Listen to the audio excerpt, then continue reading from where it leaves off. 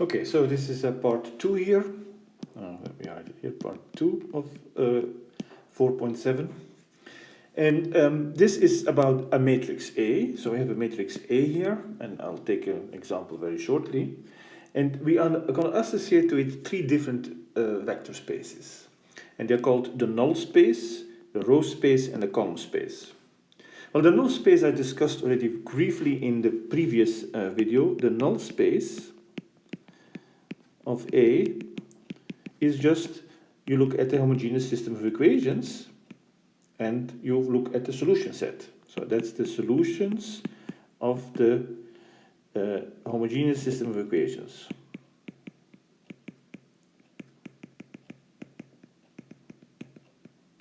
Of this homogeneous system of equations. And we know this is a vector space, and in fact the previous video I told you how to find the basis. So when we say we're going to discuss these vector spaces, these subspaces, but our greatest interest is going to be to find actually a basis for them. Okay, so I'll do an example where we do this again to show you how you find the basis for this null space. Now, what's the column space? Well, it's kind of what the word says, right? It's going to be the space. The column space of A is a space spanned by the columns.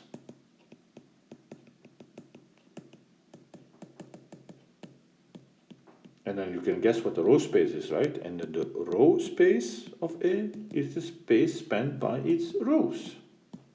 Okay, makes sense, right? To look at these 3 things. Okay, so let's start with a simple example here.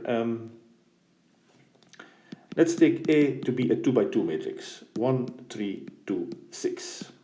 And let's try to calculate each of these spaces. Oh yeah, by the way, let me see here, the book, it seems like the book doesn't use a notation for them. I normally see the notation, column, null, and A. Okay, let's just say the names. Okay, the null space of A.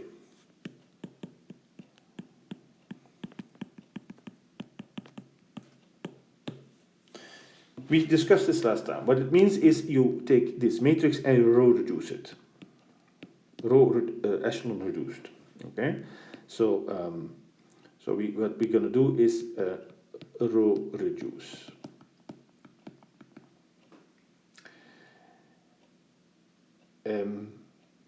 Right. So what we get is row reduce to reduced echelon form.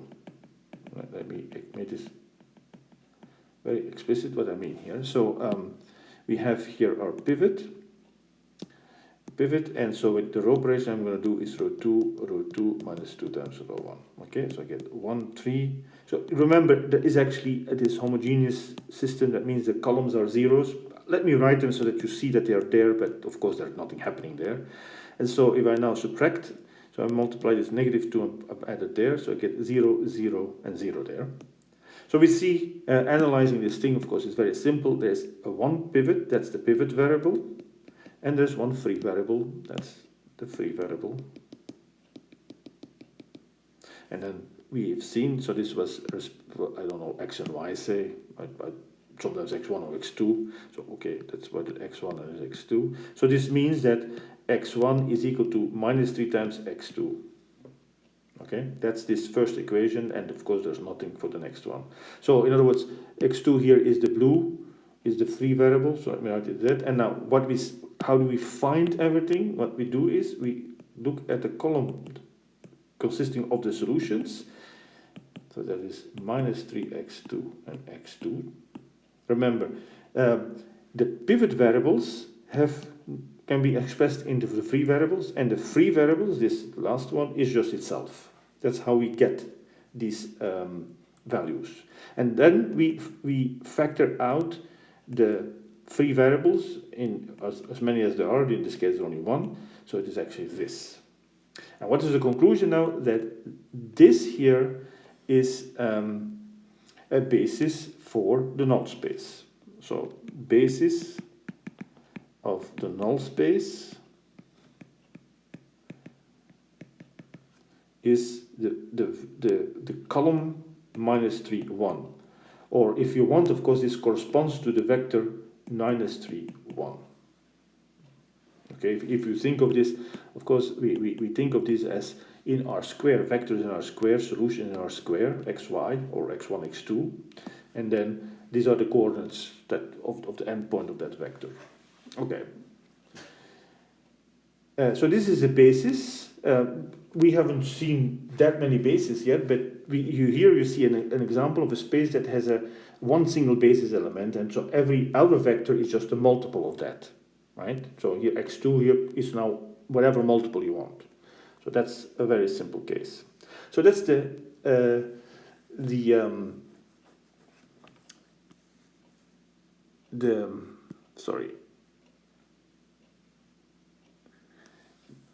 null space. So next one, what about the row space?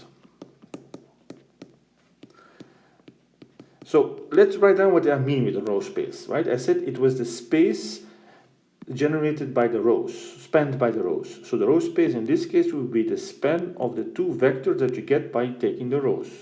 So the vectors 1, 3 and 2, 6. That's what we are asking for. And this is actually even simpler here. A basis, how do you get this? Once you have a reduced echelon form, this, remember, is a reduced echelon form, you just take the non-zero rows. Basis is the non-zero rows of our reduced echelon form. So in this case, the basis consists of the vector 1, 3. So let me write it. Let me not write it this way. I'll write it in. So the basis is here one single element, 1, 3. Yeah, no, I should write it that way. I don't know why I said no. So again, we have a vector space with one basis. But notice this is different, right? This is not the null space. This is something else. And then finally, the column space. Here it's a little bit different, because the problem with columns with column space is, let's look at the column space. What would it be? So let's first write down what it is. The column space, that would be the span of which vectors? Well, now the columns. So let's write it as columns. So the span of 1, 2, and the other, so this was 1 column, and column 2 was 3, 6. So the span of these two vectors, okay? But the problem is that while I was row operations, if I do what happens with a row operation? Let's go back to the row space here. When I do a row operation, I do some manipulation with these rows, but you see that the result is again a linear combination of these original rows. So I don't change the span by doing that. But if I take row operations, I do change the span of the columns. The columns have become different now. The original columns were 1, 2, and 3, 6. But once I do a row operation, I get different columns. And you can easily see that this cannot be the same. In fact, here we have two columns, like 1, 0 and 3, 0. And there would be, therefore, one is a multiple of the other. But 1, 0, in other words, 1, 0 is, let's look just at this column. This column is not part of this space. You can try to write 1, 2, and try to write 1, 0 as a linear combination of this. It's not going to work. So it doesn't belong to that. It's not in there. So, okay, so that means row spaces, they screw things up a little bit for us.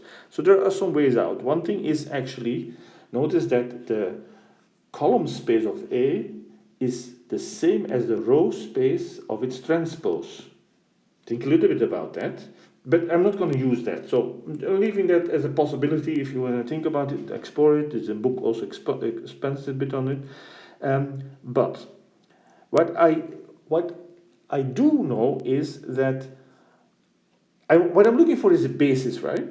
And so the question is, okay, what we know from the previous theory is that if I have a span, these are the two vectors that span it, then I can. But they span. What is missing for a basis? Namely, that you should span it uniquely, that there should be no combinations. In other words, in my span there might be too many. Some of them I don't want. They are because I can write them as a linear combination of the others. That's why I don't need them in my basis. So we are looking for linear combinations. So, and this, what the theory now says, if you do row operations, You do change the space on the column space, but not whether a vector, whether a column is a basis or not. So what does this mean? I'm not going to say more about it. For us, what it means is this. Okay, we look at the pivot. This is the pivot. And then we go to the original column. So this is the pivot is in the first column. So we say our first column is a basis vector. This is a free variable, so we scratch that out. It's a free variable, so the free variables get scratched out and the pivot variables we keep, but we go to the original matrix, to this matrix. So this is going to be the basis, and this one is going to just be dependent. By the way, you see this. If you take 3 times this vector, 3 times this vector gives you this vector, right? So this is a linear combination of the previous one, so we didn't need it. But okay, this is because it's a very simple example. So this is our basis now. So I want to do this now on an example that, of course, is not so trivial. And so here is the one I'm going to do, work it out in detail. The vector, so the matrix A is 1, -3, 4, -2, 5, 4. Yeah, to get a little bit nicer result that's not too simple, I need a little bit bigger sizes. So yes, I can almost hear you sigh and puff, but okay, this is what we need to do.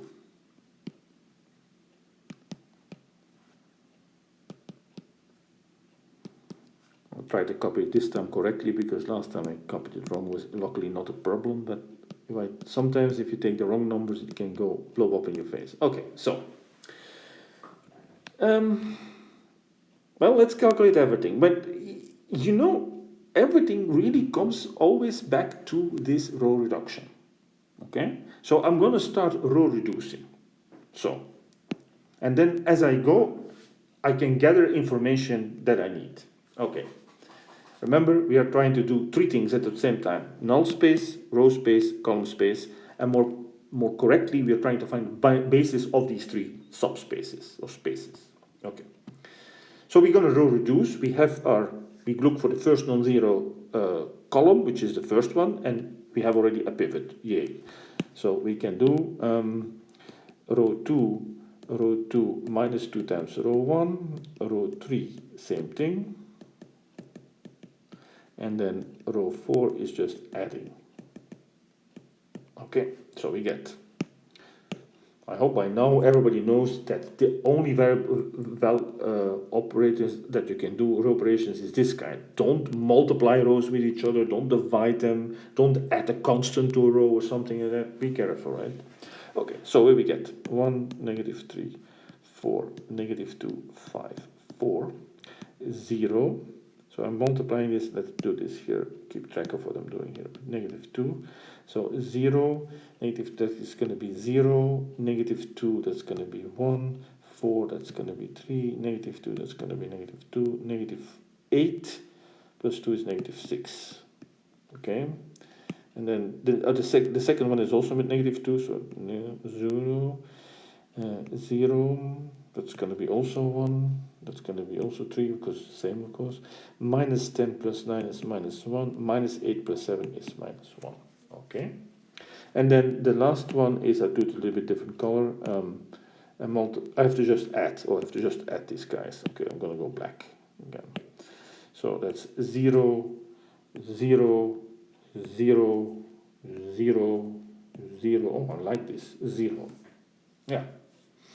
Okay, so we have that. That's our first pivot. And then remember, what you do is you kind of forget about this now and look for the next pivot. The next pivot is going to be the first non-zero column. This is this one, okay? So this is going to be the pivot that I work with, and so the row operation I have to do, I'm only looking downwards. The only thing I have to take care of is this guy. So it is row 3 minus row 2. So I'm subtracting here with -1. And so what is the result? I have 1, -3, 4, -2, 5, 4, 0, 0, 1, 3, -2, -6, 0, 0. So now I'm subtracting. 0, 0, plus 2 minus 1, that's 1, plus 6 minus 1 is 5. Okay, 0, 0, 0, 0, 0, 0. And then again, I'm done now with this top two. Look for the next column, that's this one, and the pivot is there and everything is done. Okay, so conclusion, what are we? Let's mark our pivots. Notice that I'm not in the reduced form yet. So as I get information, I will already use it. So what information do I have now? I have my pivots. And that information is already giving me the column space. Because remember what we said all in the beginning of this example is whenever we have a pivot, those columns are going to be part of the basis. And whenever we have a free variable, the others, you don't. So what does this mean? So these are going to be our pivot variables, right? So they are the pivot variables. And therefore, that's the first, the third, and the fifth one, right? The first and the third and fifth column, so I'm going to do this in yellow here, the first, the third, and the fifth, these are exactly these guys that correspond to this, right? Okay. Those are a basis of my column space, right? They're columns, and moreover, they're a basis. So I can already at this point determine that the column space, so in some sense this is the easiest, right? It's the quickest to kind. Basis, this is a basis of column space is, let's write it up. The three columns that I have, 1, 2, 2, minus 1, 1, 2, 2, minus 1. The next one is 4, 9, 9, 4, 9, 9, negative 4. And the last one is 5, 8, 9, minus 5. Okay, so that's that. What about the row space? Well, I'm actually done too. So it's not only that the column space is the basis of the row space. How did that work? Well, we said to find the base of the row space. Let's go back on the example. Where was it here? Row space. As a basis, we just took whatever non-zero rows we have. The non-zero rows. That's easy, right? Of what? Of the echelon form. That's the nice part. Now I don't have to go back to the original one. And in fact, you cannot. Right? If you go back to the original one, because of the certain things that you've done, it might actually not be the basis, the first three. Here we see that these three are now our basis, right? These three rows. But it doesn't mean that the original first three were basis. In this case, I think it was, but you cannot be guaranteed. So we just, right now, the base of the row space are now the non-zero rows. So I should say this basis of row space is the non-zero rows of the echelon form. Okay, the column space we had to go back to the original. So I added from the original one. We went back to the original one. Used the pivots, so the pivots, but in the original one. For the row space, we now look at the echelon form and take what we have. So 1, -3, 4, -2, 5, 4, 0, 0, 1, 3, -2, -6, and 0, 0, 0, 0, 1, 5. That's a basis of a row space. So what is left is the null space. And what for that? So what about the null space? For this, I need to go to the reduced echelon form. That's the only thing, space that I need this for. This means now, remember, this means that above these pivots, I now have to also get zeros. So let's do this. I'm getting a little bit out of space. So I'm gonna, again, it's a video, right? So you can always go back. So I'm gonna erase all this again. So I have space to do my null space. You like the pun? Okay.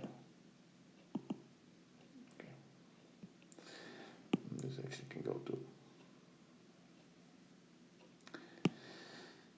Alright, so what are the row operations I have to do here? So for this pivot, it's these two guys, right? So row 2 plus 2 times row 3. I'm working with row 3, right? Because that's where the pivot is. And then row 1 is row 1 minus 5 times row 3. So I get 1, I'll do it in black, 1, negative 3, 4, negative 2. Now something happens here, is 0, and now this one, what did it do? Times negative 5, I said, right? So I have to, minus 25 plus 4 is minus 21. Okay. Then the next one, 0, 0, 1, 3. I'm going to do now times 2 and add, right? So that 2 is 0. 10 minus 6 is 4. Okay?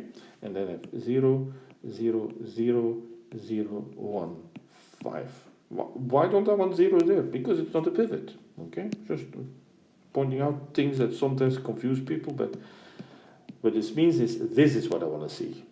My pivot variable should know very nice column with just one and the rest zeros. Okay, one guy still to solve here is this one, the 4 on top of it. To get rid of that, I need a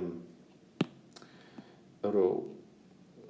What is wrong with my row 1? Replace it by row 1 minus 4 times row 2. So I'm going to do this times negative 4, and what I get, 1 minus 3, so 0, minus 12 minus 14, that's just 0, and then minus 16 minus 21, so that is minus 37. Okay, let me double check here what I've made any mistakes. Oh yeah, no, I don't have that. Okay, so 0, 0, 1, 3, 0, 4, 0, 0, 0, 0, 1, 5, 0. I shouldn't, there's no need to write this last 0 row anymore, but I'm just doing it. So now, what's the null space? Well, remember, these are x1, x3, and x5 are our free variables. And we can express these in terms of the blue variables, the free variables. There's x2, x4, and x6. These are the free ones. Oh, sorry. What did I say? The blue ones are free, right? What were the black ones? Correct me here. Okay, pivot, right? They were the pivot variables. Okay, so I'm going to do this right away here. 6 of them. Let me give myself a little bit more space. x1. So x1, okay, x2, x3, x4, x5, x6. So where are they? x1. Okay, so how do you read x1? Remember, you have to bring, so this is minus 3 times x2, but you bring this all to the other side, right? So it becomes actually 3 times x2 plus 14 times x4 plus 37 times x5. Of course, here, remember, this was an augmented column with all zeros, right? So we're not solving, we're solving a homogeneous system of equations, the null space. Okay, so that's that, and then x2. Well, x2 is a blue variable, so x2 is just x2. x3 is again a black variable, a pivot variable, so I write down what it is. These are the two coefficients, that is minus 3 times x4 and minus 4 times x6. Oh, sorry, I wrote x5, but it was x6, right? Yeah, the free variables are, this always should be in terms of the blue variables, right? x2, x4, x6, x2, okay, so x4 is just x4, now x5 I can write, so x5, this is where I look now, and I see you, I get x5 is minus 5 times x6, and x6 of course is just x6. Good, now I have to unravel this. What are the things that come with x2? That we have a 3 here, we have a 2, we have a 0 there, everywhere else. 3, 2, 0, 0, 0, 0, plus x4. that we have. Okay, I'll do this in a different color. We have an x4 here, we have an x4 here, one here, and that's it. So we get 14, 0, negative 3, 1, 0, 0. Okay, and then what about x6? We have an x6 here, an x6 here, one here, and one there. So we get plus x6. 37, these are the coefficients, right? There's nothing there, 0, and negative 4 here, and negative, no, sorry, forgot this row, that's a 0 here, and then I have a negative 5, and then I have a 1. Good. So, what does this now mean? Well, these are now my basis for my null space. That's the conclusion. So this is the basis for the null space. Okay, and so this is how you calculate the three spaces.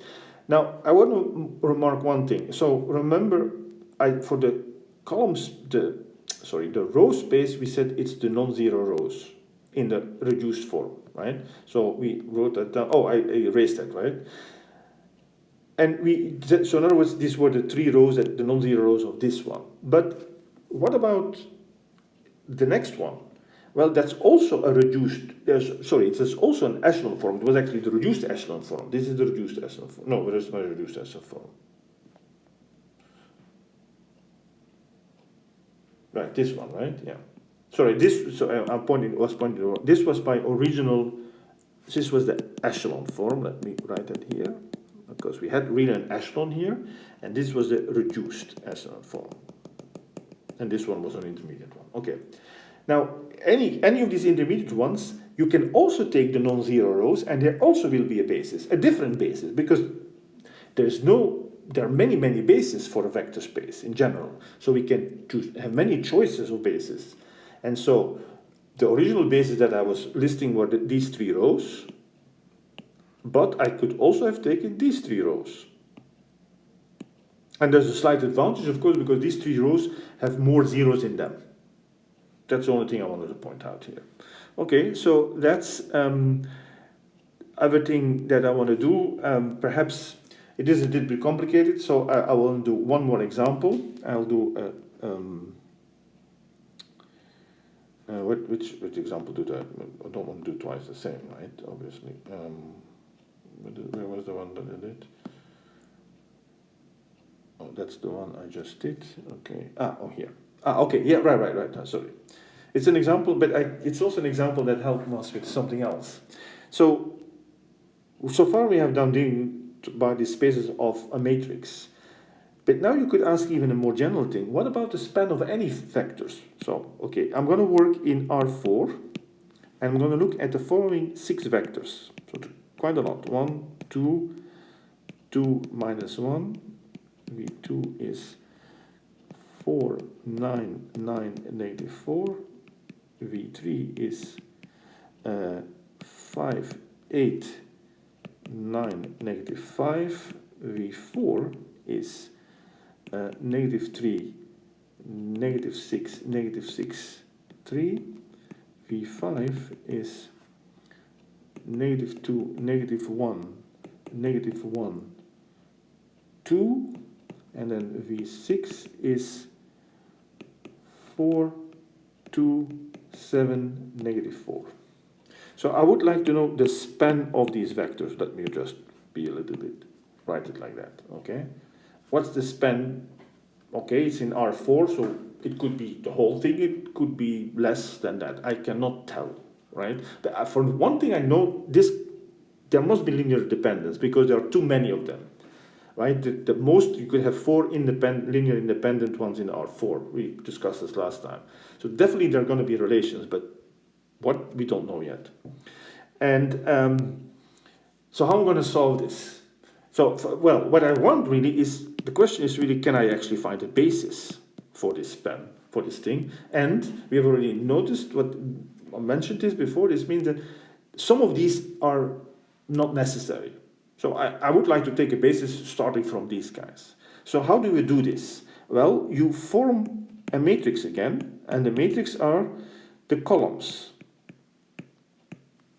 So these become now the columns of this matrix. So 1, 2, 2, negative 1, 4, 9, 9, negative 4, 5, 8, 9, negative 5, negative 3, negative 6, 3. Oh, one more, right? Two more even. Minus 2, minus 1, minus 1, 2, and then finally 4, 2, 7, negative 4. So the span of these vectors, how is this related to this matrix? Well, that is now the column space of this matrix. So this span is the same as the column space of this matrix. Remember, column spaces were rather simple to calculate, right? Because once you have the echelon form, you right away look at the pivots, and these are the corresponding columns are then your bases.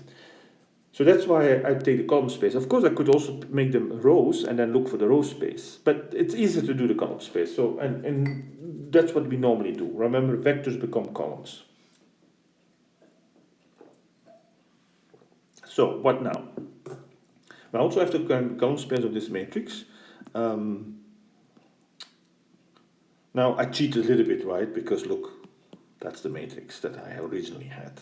And we actually solved the problem, and we found that is the three pivots here that we found, and we said that corresponds to the first, the third, and the fifth. So in this case, that would be the first, the third, and the fifth. Okay, so I'll do one example where we do have to do a little bit of calculations here. So let's do one more. So find a basis of the span of the following vectors. I'm gonna write them already as columns. 1, 2, 0, 2. No, let me not write them. Okay, perhaps I'll write them really as vectors. So 1, 2, 0, 2, minus 2, negative 5, 5, 6, 0, negative 3, 15, 18, 0, negative 2, 10, 8, and 3, 6, 0, 6. And so again, this is in R4, right? These are 4 vectors, but there are 6 of them. We know that there's going to be, not all of them can be a basis. Okay, so what we do, well, we form again the matrix by using these as my columns. 1, 2, 0, 2, negative 2, negative 5, 5, 6, 0, minus 3, 15, 18, 0, negative 2, 10, 8, and 3, 6, 0, 6. And so what we need to find now is the column space of this matrix. Okay, the column space of this matrix is exactly the span of these vectors. Well, at least if you write the vectors now back in row form. Okay, so what are the row operations that we need to do? We have our pivot here, so we go to row 2 minus 2 times row 1, row 4 minus 2 times row 4. By the way, this matrix that I'm working is almost the same as the one that I worked in the previous video, but so if some things look familiar. So I do negative 2 here, right? So 0, negative 1, negative 3, negative 2, 0. This is just copied. And then the other one is 0, 10, 18, 8, 0. Okay, that's our pivot. Then the next pivot is this one, where we need to change the signs. So row 2, replace that by minus row 2, which I'm going to do again, a little bit cheating if you want, on my little eraser thingy. Okay, so I've done this now. So this is done.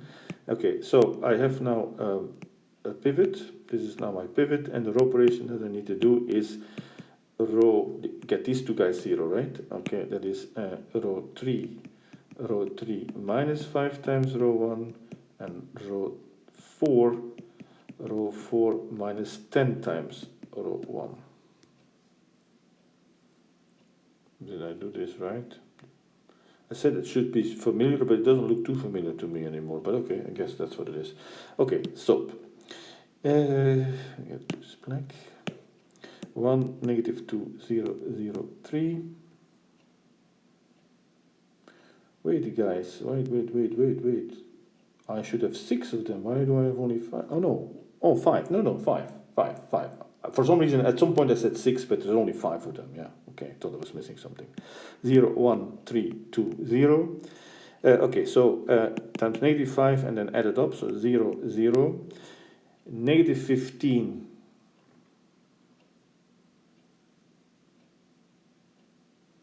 Okay, so I've the feeling, let me see here, but I copied something wrong again. Yes, I did, right? I copied this guy here. This 15, that should have been a plus 15 here. Okay, so that would have been a plus 15. Okay, so now it comes a little bit, now it looks more familiar. 0, 0, 0, because if I do minus 5 times this row, I get 0. And now minus 10 times the other row, that this time I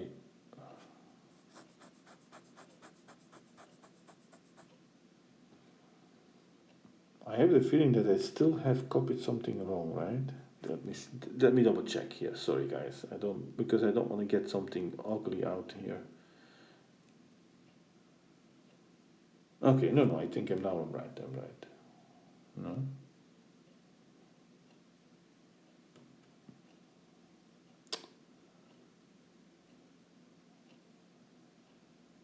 I guess I'm right. I don't know why. And so we have 0, 0. So minus 10 now. Minus 10, that's minus 12. Minus 12, 0. Sorry, one more time I want to double check because I feel...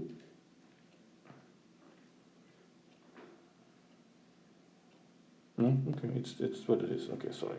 Okay, so of course these two I should now right. I've done this way. I'm looking the next non-zero row. That's this row, but it should be the pivot should be on top of it. So I'm gonna change row 3 with row 4. Okay, let me copy this time because otherwise it gets too messy.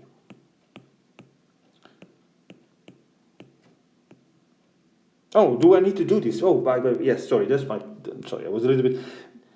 What I'm looking for are the pivots, and the pivot should be a 1, but I'm not so really interested in the pivot themselves, in the pivot positions I'm interested. So I have a pivot here, and I know that the next pivot will be in this column, right? If I change the 2, then it will be in the right spot. But in other words, what you see is that the first 3 of my columns are going to be pivot columns. And so the last 2 are the free variables here. And so from that I can now deduce that I can use the first 3 as my, so the first 3 are the pivots. That means the corresponding rows are these guys. Sorry about this. And so the conclusion, where is my A now? The conclusion is this one, this, and this is a basis. Okay, so that's how you can use this to calculate